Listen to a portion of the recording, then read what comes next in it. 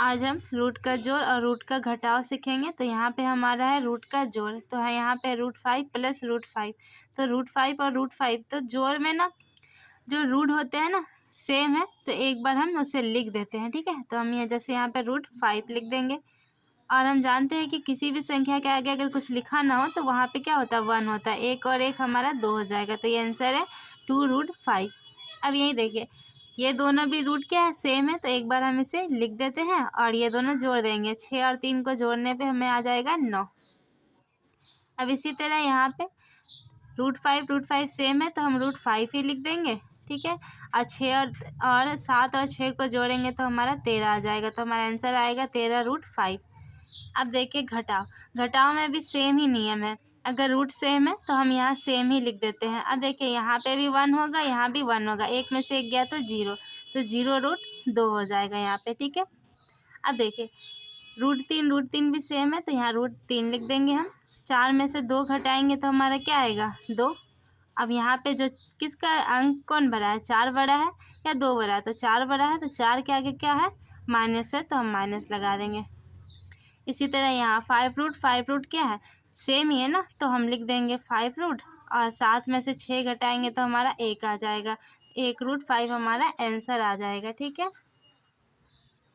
अब यहाँ देखिए रूट का गुना, तो 4 को 4 से गुना करेंगे ना तो हमारा रूट 16 आ जाएगा। 16 आप जानते हैं ये किसका है, 4 गुना 4 है, मतलब 16 है 4 गुना 4। तो 2 4 अगर रूट में सेम हो ना तो एक ही 4 निकलता है, तो हमारा आंसर आ जाएगा 4।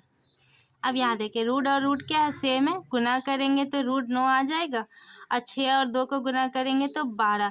तो √9 किसका है, तो √9 हमारा क्या है, 3 गुना 3 है, 3 गुना 3, 2 3 सेम है, तो एक 3 बाहर आ जाएगा। तो हम यहाँ पे गुना करेंगे 12 गुना 3, तो हमारा आ जाएगा आंसर 36 हमारा आंसर है।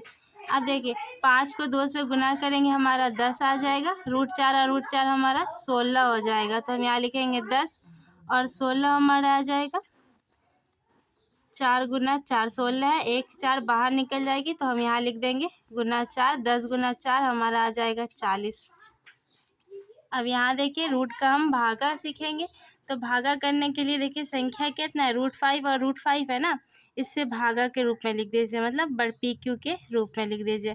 तो 5 के टेबल में 5 कितना है, एक बार में आ जाएगा हमारा, तो यहाँ हमारा एक आंसर आ जाएगा। ठीक है,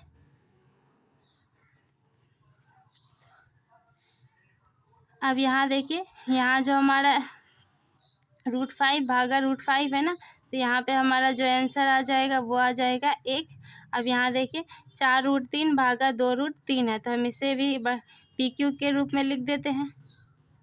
तो 3 के टेबल में 3 क्या होगा, चले जाएगा, 2 के टेबल में हमारा 2 चले जाएगा, तो हमारा आंसर कितना आ जाएगा, 2। इसी तरह यहाँ देखिए 25√6 और भागा 5√6, 6 के टेबल में 6 और 5 के टेबल में 5, तो हमारा आंसर आ जाएगा 5। ठीक है, तो इस तरह हम आसानी से भागा को भी बना सकते हैं। अब देखिए हमारा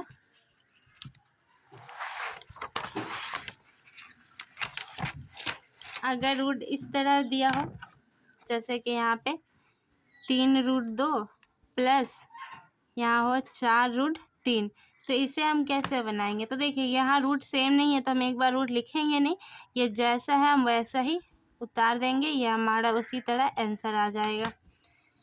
इसी तरह हम घटा में देख लीजिए, मान लीजिए ऐसे पूछ लिया तो घटा में भी अगर रूट सेम ना हो ना तो इसे सेम ही उतार देते हैं, यही हमारा आंसर हो जाता है।